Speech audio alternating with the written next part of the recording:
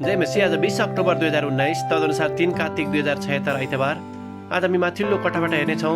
आजको शीर्षक छ परमेश्वर सधैँ हाम्रो साथमा हुनुहुन्छ। आज हामी परमेश्वरको वचन भजन 25 को 1 देखि 7 सम्म पाठ गर्नेछौँ। हे परमप्रभु, मेरो मन म तपाईतिर उछाल्छु। हे मेरा परमेश्वर, मैले तपाईकै भरोसा गरेको छु। मलाई सर्वमा पर्न नदिनुहोस्, न त मेरा शत्रुहरू म माथि विजयी हुन पाउन्।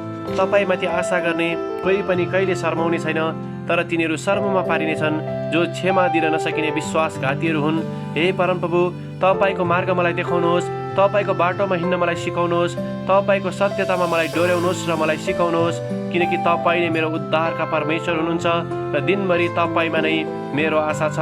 हे परमप्रभु, तपाईको महान करुणा र प्रेमको सम्झना गर्नुहोस्, किनकि ती प्राचीन कालदेखि नै भएका छन्। मेरा जवानीका पापहरू र मेरा अपराधहरू स्मरण नगर्नुहोस्।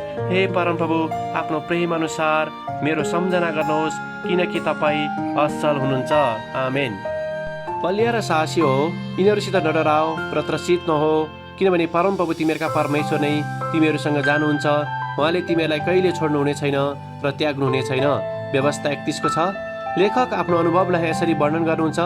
डिसेम्बर 2009 मेरो नाकमा भएको क्यान्सरले म ग्रसित भएँ। मैले 2 महिनासम्म लामो उपचार गर्नु पर्यो। मत्ती 6 को 25 भएको वचनद्वारा परमेश्वर मेरो श्रीमतीसँग बोल्नुभयो, तिमीले फिक्री नगर।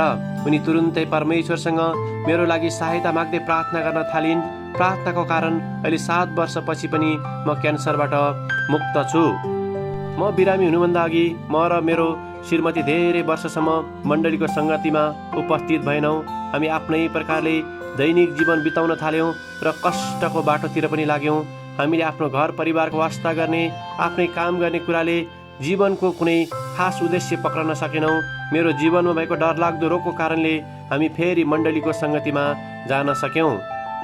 पास्टरहरू र प्रभुमा दाजुभाइ तथा दिदी बहिनीहरूले हाम्रो लागि प्रार्थनामा याद गरिदिनुभयो, ताकि हामी मण्डलीको सदस्य भएर येशूको अङ्ग भएर परमेश्वरको नजिकतामा जान सकौँ। उहाँको प्रेम, अनुग्रह, कृपा र विश्वासयोग्यता हाम्रो परिवारमा देखाउनु भएको लागि हामी सबै परिवार मिली परमेश्वरलाई धन्यवाद दिन्छौँ। परमेश्वरको प्रतिज्ञा अनुसार परमेश्वरले हामीलाई कहिले छोड्नुहुन्न र कहिले त्याग्नुहुन्न। जब म हराएको भेडा जस्तै गरी भड्किएको थिएँ, भौतारिएको थिएँ, तब परमेश्वरले मलाई खोज्नुभयो र उहाँसम्म ल्याउनुभयो। हामी जहाँसुकै भए तापनि, हामी जस्तो सुकै अवस्था र परिस्थितिमा भए पनि परमेश्वर सधैँ हाम्रो साथमा हुनुहुन्छ। परमेश्वरलाई स्तुति भएको होस्। आमेन। आजको विचार, असल होस् वा खराब समय, परमेश्वरले अरूलाई गरेको वास्ताद्वारा आफ्नो प्रेम हामीमा देखाउनुहुन्छ। प्रार्थना। अनुग्रही परमेश्वर, तपाईँको प्रेम र तपाईँले सदैव गर्नुभएको वास्ताको लागि धन्यवाद। मलाई तपाईँको नजिक बनाएर तपाईँसँगै राख्नुहोस्, येशूको नाउँमा। आमेन। आजको लेखक कङ पेङ सन, सिङ्गापुर। आजको प्रार्थनाको विषय क्यान्सरका बिरामीहरूका लागि।